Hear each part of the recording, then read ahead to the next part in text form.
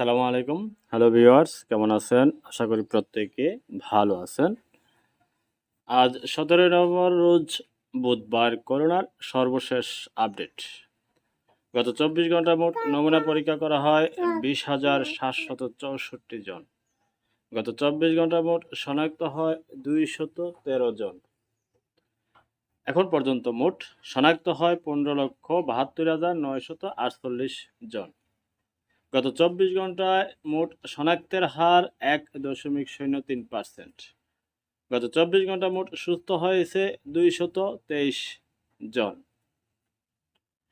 এখন পর্যন্ত মোট সুস্থ হয়েছে ১৫,৩৬,৯৬৭ জন।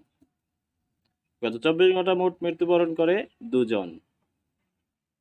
এখন পর্যন্ত মোট মারা যায় ২৭,৯২৮ জন।